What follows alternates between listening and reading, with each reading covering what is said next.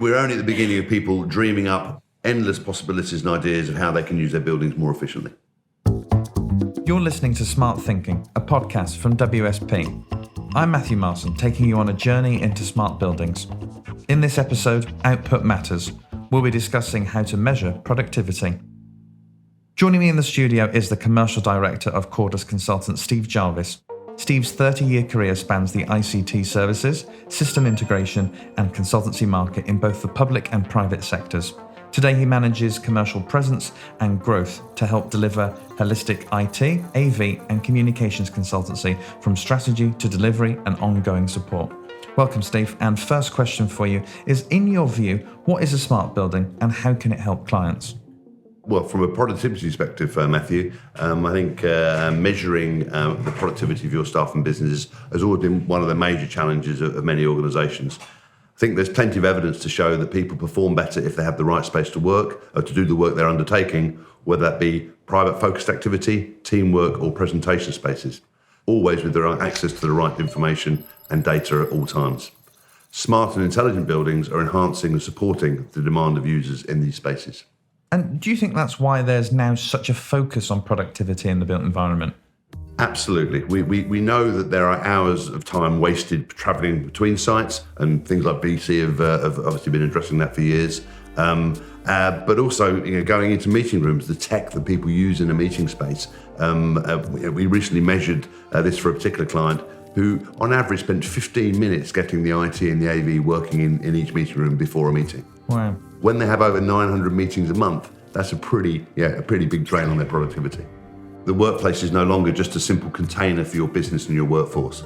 Workspace now is expected to be designed, it has to be desirable, it has to be experiential. It really becomes a destination where it's a community space that attracts your talent, inspires your people, accommodates flexibility, and offers the best amenities and services all on tap. And plus, we want our workforce to be sustainable and clever enough to sense how they're going to use the space and automate tasks, automate management of the user experience, all of it whilst adding income to the bottom line. And that said, we know as a fact that in London, a 10% saving of space in a 500-person building is worth around about £1.5 million a year. Exactly. It almost seems as if the office has now become a bit of a destination, if you like, or it's the home of collaboration. So do you think there's a way that we could design our spaces to help influence productivity? Absolutely. I think we're very much now talking about the digital user experience where people are connected to the space they actually operate in. You turn up at a workspace and your device automatically connects. You don't need keys, you don't need money to access the services you use in a building. You're greeted by a far softer security system, often using facial recognition. You're given customised messaging, branding, people finding and wayfinding, as we've heard in a previous podcast. But the coffee machine knows how you like your coffee, and the meeting room knows how you like your heating and lighting. Everything can be easily accessed and controlled through an app, through smart tech, or even your voice.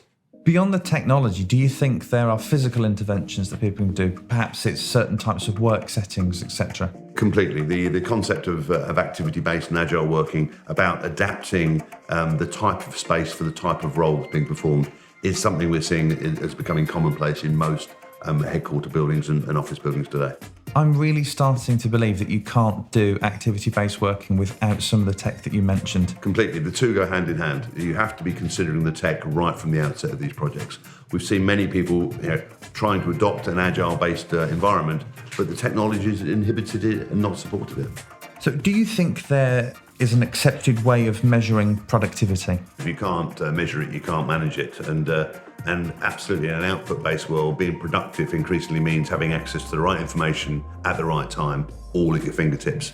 Measuring productivity is increasingly focused on pretty granular data and information that reports on the elements that your business needs to be focused on. And how do you see the role of technology in helping us to improve our productivity? Technology equals change, and it's long been said that people resist imposing change.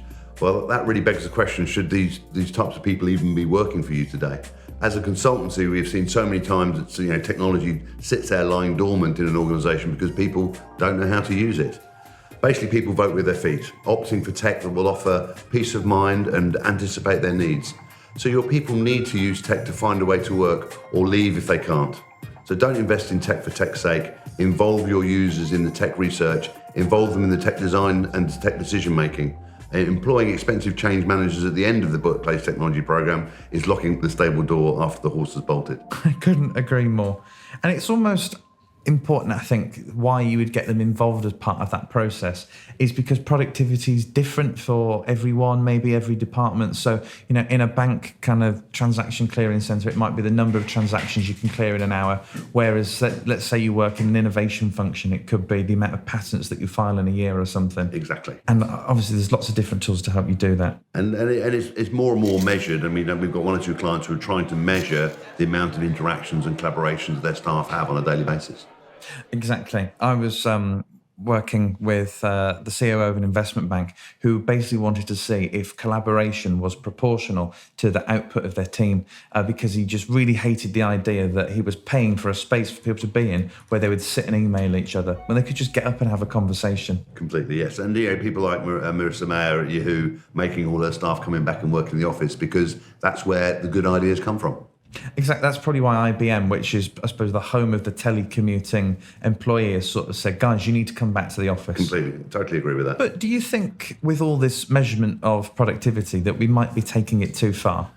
Well, I think it's fair to say that in this digital age, pretty much anything is possible. The emergence of artificial intelligence is allowing so many more options to be considered. But I think it's pretty key to make sure you're answering the right questions about what you really need as opposed to what you might want or what could be possible. So with that in mind, what would your top tips be for those looking to improve the productivity of their organisation? I think there are three key tips here in terms of making an organisation more productive. First of all, understanding what data is available and learn how to manage it and use it. I think we'll certainly see over the next sort of 10, 15 years, the amount of data scientists and data analytical people working in organisations is going to boom. The amount of available data is just multiplying exponentially at this present moment in time. I think the second thing is really engaging with your staff. A recent Gallup poll showed that 70% of US workers were not psychologically connected to their employee. Everyone has a voice these days and an avenue to share their opinions, both internally and externally. Smart systems gather data, elicit feedback, and can take the pulse of your people and your business. Ignore that at your peril. The war for talent is increasing. Couldn't agree more. And finally, make it social.